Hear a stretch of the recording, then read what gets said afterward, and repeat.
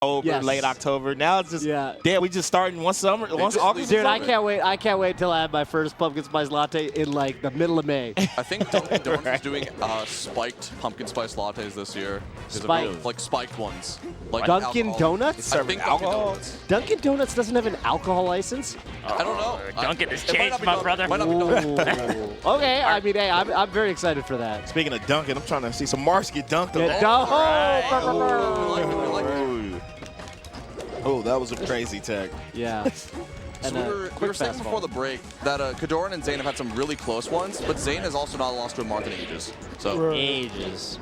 Oh, all right. Say, y'all think if there's anybody who can be the first to break that streak, I can see KoDoRiN doing it. Yeah, it's probably KoDoRiN or Ossify, right? Yeah. At this rate. Ossify got real close. Real close in game time situations. The last time these two played was in April at the SoCal Star League, and it went 3-0 for Zain. Yeah, he said. Yeah, you know what? You know what KoDoRiN has that Ossify doesn't? Oh, what's that? Blur coaching. That's right. That's what it's gonna take. And he's up a stock right now too. The GOAT, Blur Popovich. No, I can't get Blur Popovich yet, Blur. You gotta. You might be dead, sir. I don't know who he's coached, bro. He's coached both For Blur's ego, I can't give him pop, bro. I just can't. You see KoDoRiN almost up out of that combo from Zain. KoDoRiN's actually done an incredible job, kind of counter-punching out of Zain's combos this game. Although, KoDoRiN incepted the idea of random up-Bs into Zain's brain, and Zain did the worst up-B I've ever seen. KoDoRiN did 3 bad up-Bs, and Zain was like, that looks really fun. I'm going to do it too. I think it's just, it's one of those. He's up 3 stocks. Oh, there we go. Oh! Dude, this is a great. What is going on in this game? 3 stocks to 1. Thank you, KoDoRiN. Thank you. What the? I'm so glad KoDoRiN opts to take that. I was trying to tell Mango, I'm like, yo, don't let him do that against you. That's not real, bro. Yeah. It's a lie. Oh! Wow. Insane. KoDoRiN is stone-faced. 3 stocking Zain. KoDoRiN. What was that game? Hey, I respect Brain poison. KoDoRiN did 3 up-Bs, and then Zain started doing a gazillion up-Bs. Then they both up-B'd, and KoDoRiN's up-B won. Got the ledge first. Roy's up-B and Ultimate's probably pretty good, right? Maybe the Ultimate poisoning didn't wear off. Oh my God, are we going back to that? It might be. This is his first tournament since. Poisoning, dude. Okay, look, Zain's the kind of player where, like, you can 3-stock him, but that doesn't necessarily have any bearing on how the rest of the set's going to go. You know, Zain's going to lock him. Yeah. We've seen that, too, in tournaments where someone gets even, like, 4-stocked and wins the entire set. Yeah, especially in this matchup, man. This matchup is like, it kind of don't make sense for real. Yeah. Compared to most dittos. Ooh. He covered, he teched the up air at 110%, and then Zain covered the tech roll. That's insane awareness from both players. Yeah, Zain's very, very, very good. He's, like, clued into, like, you know, covering your post whatever techs. Yeah, a lot of players now are doing, like, the ASDI down tech, so it's important to catch those kind of, like, defensive options as they show themselves more in the meta. Ooh. Yeah, that doesn't tip. KoDoRiN definitely wanted a tipper there. That's a tough edge guard. Wow. I can't believe that missed. Yeah, that was a strange little interaction. Oh. That was a risky up air or up-B from KoDoRiN. Well, I thought KoDoRiN was gonna like jump off like shield break. Or jump off counter or something? Yeah. Okay, KoDoRiN's had a really hard time edgeguarding Zain this game. Like Zain, KoDoRiN has not found an answer for Zain just up-being to the ledge. He's trying to like get a crouch cancel down tilt or something, but it's not working out. Zain is moving. Meanwhile, when Zain's edgeguarding, he gets it flawlessly. Yeah, I mean, I think part of it is that like Zain's up-Bs to ledge are a little cleaner than KoDoRiN's, and Zain's really good at the wall tech fast fall up-B. Like Zain's got that timing like down to a science, and like look at how good the spacing was on that up-B. You see that like how that sweet spot was just so clean. Whereas KoDoRiN, he kind of poked his head up over the ledge when he up-B'd last time. And Zain still gets the up-B where you get like a little hit onto the stage. So if you're trying to, you're trying to edgeguard as KoDoRiN, he kind of pokes you. He kind of mixes it up between that perfect sweet spot and then the one that like pokes you a little bit. Pokes you a little bit. Just lets you know gently. Ew. In like a friendly manner. Oh, tries to full hop. Yeah, caught the jump off the up throw. Little delay. Oh, he just knew he was gonna stay in shield. Yeah. Zain's dash dancing underneath you when you're on a platform has got to be so scary while you're holding shield. Can KoDoRiN pull that this edge guard? He tried to do the neutral B. He hurt. Yeah, I really like. It's a good edge guard. I really like that edge guard, but yeah, he got the timing wrong. Yeah. Oh. Okay.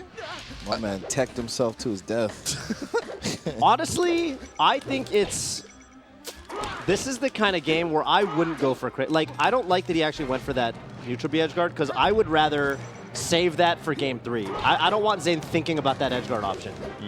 You know? Like, I feel like KoDoRiN's probably not going to win this game unless he does. I mean, I could eat my words. See, Zain always gets the fastfall, and he always fastfalls to the height where he gets the perfect up B the next time. KoDoRiN doesn't have that same muscle memory. The up Bs are coming out again. This could be scary.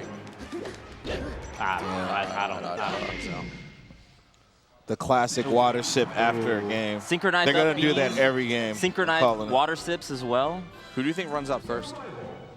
Well, KoDoRiN started sipping the water a little bit earlier and ended a little bit later, so KoDoRiN drank more water there and will run out first. But I think KoDoRiN's the kind of guy also to have his cup a little bit more filled. I think Zain's the kind of guy to do that, actually. I think Zain's brings a pillow to his tournament sense, dude. I think he doesn't think about how much water he's putting in his cup. He has moist in his title.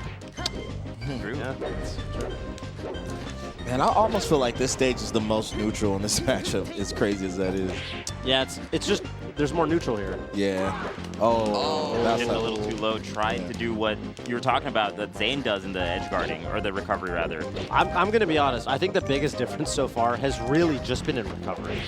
Zain's up Bs to the ledge have just been cleaner than KoDoRiN's. Which is huge. Absolutely. And also reading the jump again. That's like the 3rd time that Zain has read KoDoRiN off the up throw with the double jump up air. And he's getting so much off of juggling KoDoRiN. Like, he's at 106% off that juggle. Yeah, because if you catch their double jump, it just makes the combo game a whole lot easier. And I think especially on a stage like... Ooh! that was crazy. Yeah, Zain's feeling it. Well, on a stage like Dreamland, where you have so much vertical space above the platforms, those juggles could do so much more for Zain than KoDoRiN. It might have, the counter pick might not have been the right play. Actually, Zain in general is so good with extra space. Whenever he gets counterpicked to Dreamland, it feels like he just powered up. But Zain has actually been warming up with Tai this entire morning and been doing those kind of like power shields over and over again into like forward smashes or into his own opening. Yeah, Zain does that stuff a lot. Yeah. In friendlies, in particular. You like if you watch him on stream, like if you watch him playing friendly sessions, he goes for that kind of option way more. There's certain things that honestly Zain in tournament has a fairly different playstyle than Zain in friendly sometimes, I feel. Like, yeah, he goes for a little bit more conservative in tournament. Yeah. But at least he has the ability to do so if he does decide to do it in tournament. You sometimes see it like at last stock versus top 100 Fox players where he starts really just like letting it rip.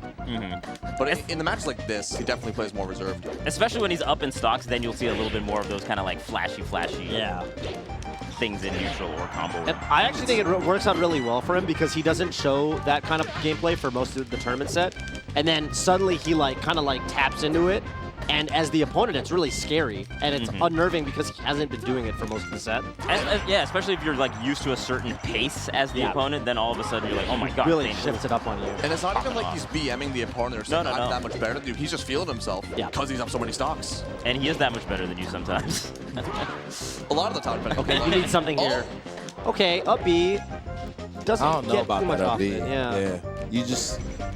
Ooh. Oh. Let Zain recover no jump, I think. Yeah, caught the jump. Oh. Oh. Didn't wait out the side B.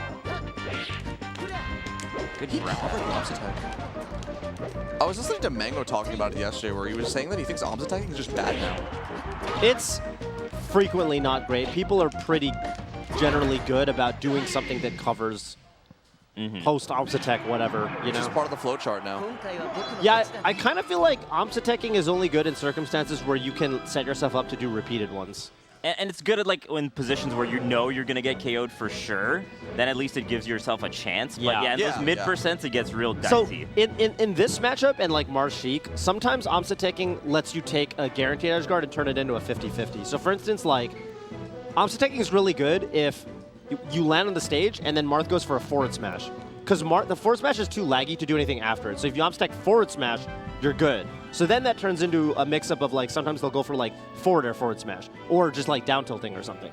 So it's like having the threat of it. Exactly, it's having the threat of it. It's not that you're gonna do it every time, it's that you're turning something that's guaranteed into a mix-up. It's not like a Hail Mary get out of jail free card or anything like it used to be. Exactly, yeah, it used to be that if you could do it, you just got out of edge guards for free. But now there's counterplay. KoDoRiN giving Zain a taste of his own medicine with the calling out the full hop with up air. Ooh, the up air worked out that time, but he was also at higher percent. Oh! Yeah. Yeah, that's how to do it. Oh, KoDoRiN looks amped up. Yeah. Right. Get the momentum. We really need to see, if we're KoDoRiN fans, we need to see better edge guarding, like just off-stage play, recovering and edge guarding. Oh! Yeah, what a time. It's also been really hard for him to get out of the corner versus Zain. Like whenever he tries to Zain's jump been out. very tricky. Yeah. And then it feels like whenever KoDoRiN's in shield or staying in place, Zain goes for the grab immediately. Just perfect understanding of the neutral game. Yeah, I think KoDoRiN whiffs too much versus Zain. Zain knows like where exactly he's gonna do, so he'll either move around it or crouch it. And KoDoRiN's got to do something to where the moves hit or you force Zain in a bad dash position. Right. I mean, Got to check his dash because he shouldn't be able to just like get out that. And you have dash attack and run up down tilt to check the dash, so Marth has the tools for it. As a playstyle, KoDoRiN is a little bit more swingy than Zain, and I think Zain knows exactly how to take advantage of some of those situations. Yeah, that's a good way to put it. Which is, it's also interesting because like back in the Wow. DI'd in. but Crazy way to combo back off in the that. day, people would say that the Marth that swings more is the one that does better, but it seems the opposite now. Wait, in this matchup? I thought so. I thought people always said the Marth that dash dances more is the one that does better in this matchup. And I think people said that because Mewtwo King beat every other Marth. Fair enough. Including Zain.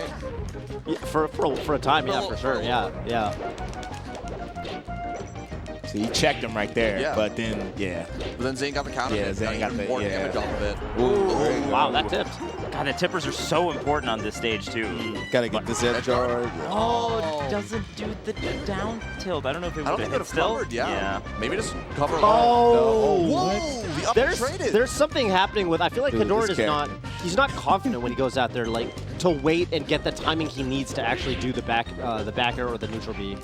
He's like letting it rip a little early. Is there any reason why he just doesn't grab ledge? Like Zain's grabbing ledge there and then going back to stage, at least like feinting it. Well, game one he was doing the grab edge neutral stand edge guard, like grab edge, try to ledge stand and then bait something, and it literally he was like 0 for 3 on that working. So, see, KoDoRiN tried to do that edge guard like 3 times game one, and it didn't work a single time.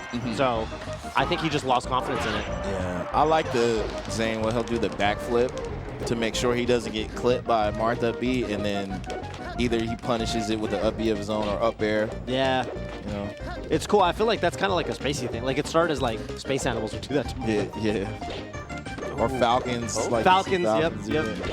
I like the idea of covering the slide off with Wow, the neutral B. up Ooh, air. I like that. Neutral B was smart because it looked like Zane's shield was a little bit Oh, long no. as well. Oh, you could Oh, literally you might die not. here. You might literally Cover the air die. dodge too. Yeah, luckily. Oh, it Oh! Double dunk! Man, that was nasty. I did not. I had no preconception that there was any possibility of that happening. did. Crazy.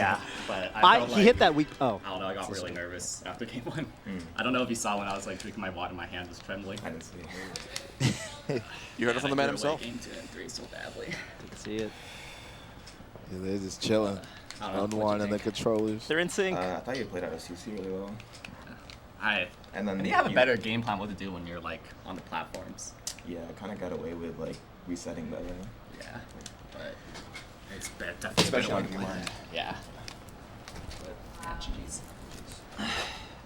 GG's. I love the player insight here, getting the mic in the room. It feels like most tournaments don't really have that. Like you don't really get to hear what people are thinking immediately after the set unless you have Twitter and they decide to tweet their thoughts. But that's just really cool, especially getting to see the player interaction post-set. It's also, the mic is sensitive enough that you can pick up on their controllers. Yeah, so you get right. like a little bit of ASMR controller noises too in the They're set. SDIing. It reminds I me like of like, you know, like you watch like those sports, like the football thing where like the mic is on the player, or like the basketball games. Hi, We got Coco. KoDoRiN here. Hello, KoDoRiN. How are you? I wanted to look at the league play. Why did it go out?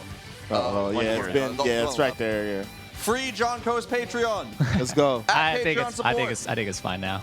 Oh, is it good now? Probably. I Let's don't go. know for sure. I'm really happy I hit the Koopa. That I was practicing that a lot. What's Hey, the let's Koopa? go. The drop zone neutral B at the edge. Ah, okay. Yeah, that was sick. Man, I got so nervous after game one. I was like, I didn't expect to 3-stock him game 1. And then I don't know if you noticed, but like my hands was trebling after game 1. Yeah, we heard the mic. Yeah, you tell. And I was like, shit, like why is everything going like too well? Because like I don't know, he was also messing up game 1. And then like I threw away some crucial like freebies, but it also gave me a better insight on what to do when certain disadvantaged spots. Because like I was chasing him a lot on the side platforms. I don't know if you guys saw in the Dreamland. I mean, if you heard us, then There you was know a the big plan. reversal for that last stock, yeah, where you went up with the forwarder and you just got caught with that. Yeah, but I was really happy that it felt like I was actually kind of playing the game against Zain for the first time. Like, because like I reviewed my VODs for like the last few sets I played, and it always seemed like I was trying to like overzone, like This is like Noob Trap, where you think you could cover absolutely everything as long as you just react, but that's just not true in Melee. Like, you only can cover a set amount of options, and for a set, like I went in with the game plan that like, all right, I'm gonna really look out for Zane's down tilt in particular and nothing else. Like, if he happens to short hop, then I need to give that up rather than like, because in the past I would crouch cancel and then he would short hop, and I'd try to cover both down tilt and short hop. That would result to me being really slow, because like now I'm hit with an unexpected option. So with a better game plan of like, yeah, I'm only covering his down tilt, nothing else. If he short hops, I need to cover that some other way. And I think that resulted to me actually feeling like I'm playing the game for the first time against him, because I felt like every other time he would just run me over, and it's like a free win for him. But well, yeah, it's not gonna be a free win for him anymore. Ooh. Let's go. But that's why I felt like yesterday. It's like, oh, he picked me because he knows I'm a free win. So, but I don't think that's going to be the case anymore. I like this optimist KoDoRiN. This is good. I like hearing this. Yeah, I mean, I'm optimistic when I feel like, you know, some people need hope, you know? Like, it's hard to be optimistic when nothing goes your way, but like after like some adjustments and some thinking, it's like, oh, that's actually not too bad. So Go tear through losers and get your rematch. I'll try. Yeah, good luck. John Ko, everyone. Thanks, KoDoRiN. John Ko.